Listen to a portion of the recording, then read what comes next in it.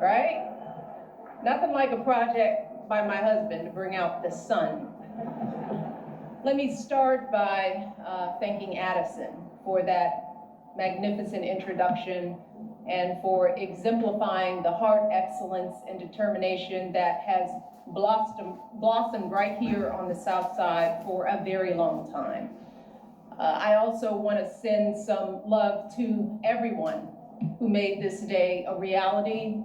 The construction workers, landscapers, designers, the architects, artists, chefs, our staff, our board members, our donors. Barack and I simply cannot thank you enough for the care and brilliance you poured into every square inch of this campus. I also want to recognize all of the elected officials and distinguished leaders from around the city, the state, the country, and yes, the world. Thank you for being here to celebrate with us, especially to all of my fellow formers, to Joe and Jill, George and Laura, Bill and Hillary. Thank you from the bottom of my heart for your service to our country over so many years. And for your constant friendship and support of our family. We love you guys, truly. Oh, to our daughters, Malia and Sasha, who will always be my babies. Even though we're no longer playing hide and seek on the South Lawn with Bo, or hosting sleepovers in the solarium. I see a lot of some sleepover girls here. You both have grown into such brilliant and beautiful young women, making your way out there in the world. Thank you for bringing so much joy and spirit and energy to a life you had no voice in choosing, and for making us proud every step of the way. Love you, babe. Oh, so please indulge me for a moment, because I'm gonna take a little time to do something that I know my husband will not do today, and that is to fully sing his praises.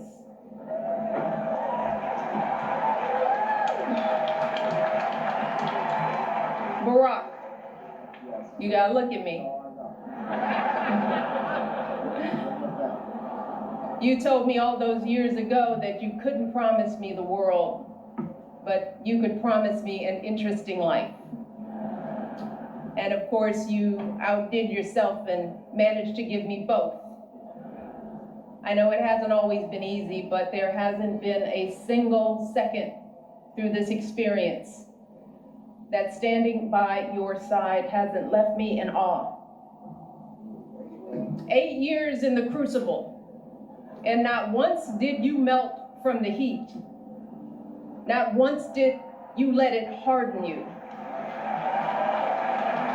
Instead, you used it to reveal your truest essence, your stubborn optimism and unflinching courage, your dazzling brilliance and unpretentious decency, your ferocious work ethic, and absolutely unshakable moral fiber.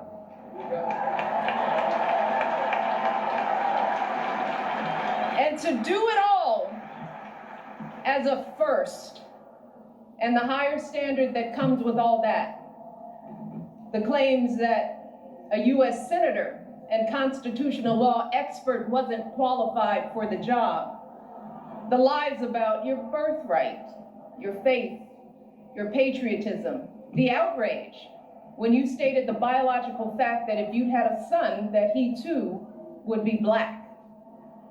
Yet, you were unflappable at every turn, always focused, always calm, always looking at the long view.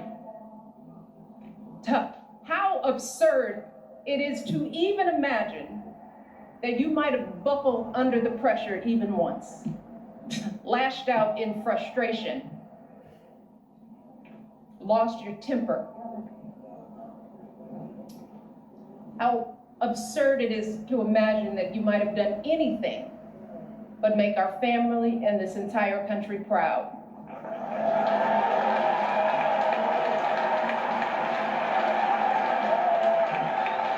No, you were too busy.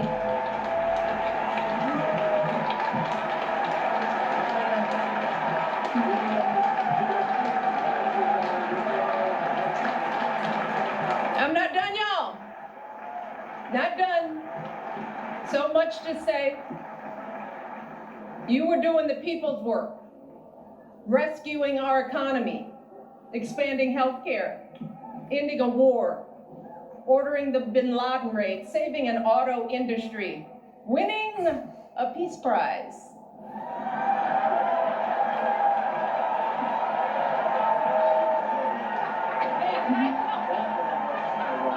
Keeping us safe from Ebola, regulating the banks, standing up for marriage equality, listening to science, and comforting an entire nation in the face of unspeakable tragedies. And you did it all with such grace and class and cool that you made the hardest job in the world look like a walk in this beautiful park. Your mother, Toot, Gramps, you are a tribute to their love. They are up there grinning and hugging today because you never forgot who you are and where you came from. Single mother, working hard to get by and get an education and show her son the world. Grandparents who didn't have much, but they had the perfect recipe to nurture your flame. You never forgot the folks in the union halls and church basements here in Chicago, where you first put your ideals to this test. You never forgot all the voters you registered and students you taught and neighbors you organized. You never fell for the temptation of a quick fix or an easy payday. You never changed from that idealistic summer associate who showed up on that rainy day when we first met without an umbrella. You always gave us the very best within you. And in doing so, you reminded the rest of us that we could too. Barack, there are no words to express how proud I am of the way you showed up and continue to show up every single day. It has been an honor to be by your side. You have made me a better person and have given us all an example that we should strive to emulate. And I hope you know, there is truly no higher calling than that. All right, to all of you joining us today, our invited guests, and everyone listening and watching from afar. The Obama Presidential Center was created as a beacon of hope, a monument to our unshakable values, the ones my husband has exemplified his entire life: equality, empathy, honesty, inclusion, fairness. And especially during these anxious and divisive times, it is so important that we remember that those values are not unique to my husband. They are the same ones that your husbands and wives, your parents and children, your friends and neighbors exhibit and pass on. Every single day, millions of people in this country wake up doing their very best to live decent and purposeful lives. Yeah, we're all tested in one way or another. And there are plenty of times we all fall short. But deep down in our hearts and souls, we all know right from wrong. We know selflessness from greed, righteousness from injustice. We understand that we all rise and fall together, that every last one of us is an invaluable contributor to the greatness of America. And I'm talking about the workers living paycheck to paycheck, hoping to give their kids a better future. The teachers using their own money to take their students on field trips. The business owners struggling to meet payroll but refusing to close their doors. All those folks sweating over stoves to provide meals for their communities. Folks shivering in the freezing cold to deliver our packages. Picking up trash to keep our parks clean. Volunteers dedicating their weekends to coaching t-ball or directing the church choir or mentoring a child. That's where the truth of this country lies. Not in grabbing as much as we can get for ourselves or knocking folks down to prop ourselves up, but in the overwhelming goodness, the relentless striving, the quiet dignity that is inside all of us. Our greatest hope is that this center can reflect back just a fraction of that light, that it can capture the beauty of who we all are, no matter what we look like, or where we come from, or how much money we earn, or how we pray, or vote, or speak, or love. It's why during our administration, we threw open the White House doors to all sorts of folks who don't usually get to meet the president or first lady, the families pinching pennies to send their first child to college, the teenagers who know that a hot afternoon means the bullets start flying, the military spouses and children serving and sacrificing just like their loved ones in uniform, the Native kids showing us that resilience and pride can never be stolen, the 4-Hers and FFA members with calluses on their hands from feeding livestock, the immigrants proving what it truly means to be a dreamer. These folks aren't Americans too. They are America. They are the beating heart of this country. They are us and we are them. And to ignore this simple truth, to refuse to respect the contributions and experiences of people who aren't exactly like us, y'all, puts us all at risk. Failing to see the humanity in all people puts us all on a slippery slope. And once that slide starts, there's no telling where it stops.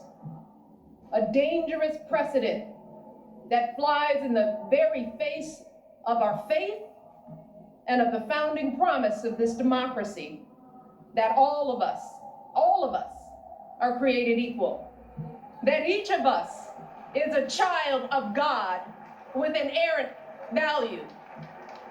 And no one, and I mean no one, has the right to sit in judgment of who's American enough.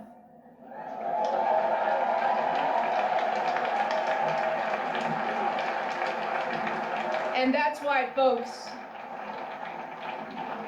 we simply don't have the luxury or time to be cynical or complacent, to wring our hands in despair, to wait for someone else to fix the problem. Y'all, hope is all we have, because hope is the essential spark that lights the fire of change. But hope is a choice. Whether or not we use our voices to speak up is a choice. Voting is a choice. Being a decent human being is a choice. Believing that we still hold the power to build a country that reflects us all is a choice. The Obama Presidential Center is a living testament to the power of choice, y'all. The historic example that millions of you gave the world about what this imperfect democracy has strived for and achieved. and an urgent call to go out there and do it again. So I hope that when you walk through this campus and bring your children here, you are reminded of the power of choice and the steady work of change. The arduous, unglamorous march up that mountain, one foot after another, day after day, generation after generation.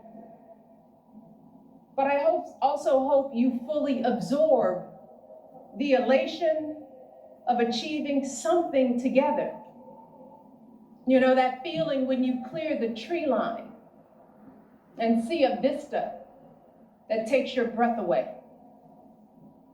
A feeling that can never be erased. And I know that can be hard to grasp right now, when everything feels so upside down, when fact and fiction run together, when folks seek to stifle speech, limit access to education, devalue diversity, erase the inconvenient parts of our history, when our phones constantly buzz with the latest outrage. So I hope that this place can offer a respite from all that, at least for a little while. I hope it can reignite the optimism and empathy and ambition that has always powered this country's greatest change. So we want you to come here and put away your phones and talk and laugh and cry, because you're gonna cry, and make new friends. Get your hands dirty in my garden. Push your baby on a swing in the playground. Have a romantic picnic on the great lawn. Because that's the work of democracy too.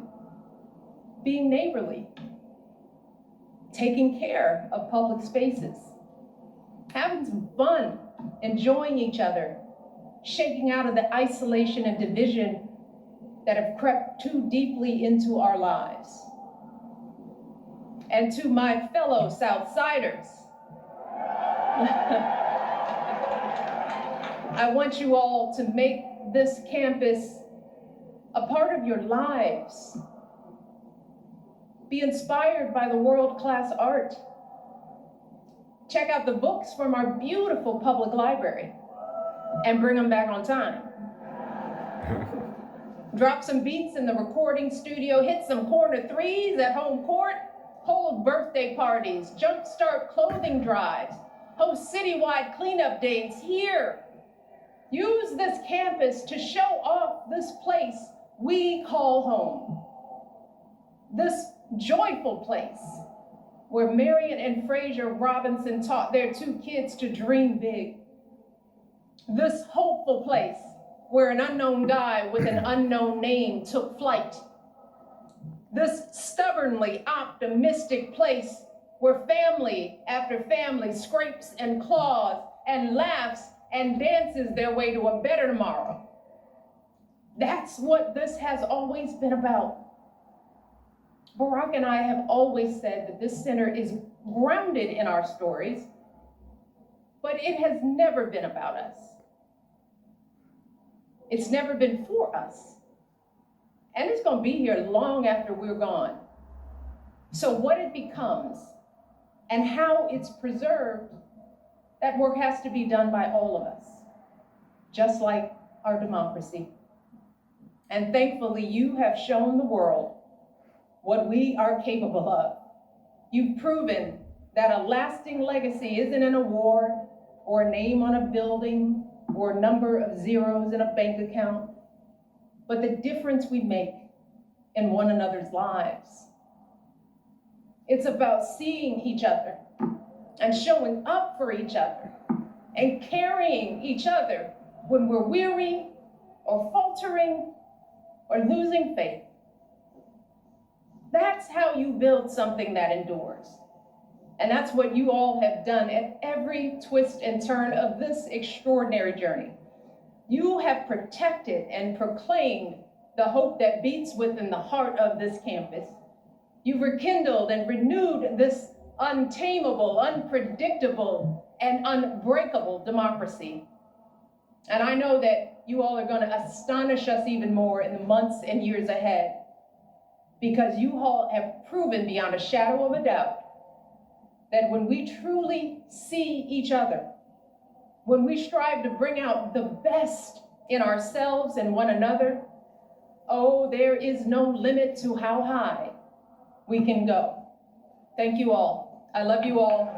God bless you, and God bless this country we love.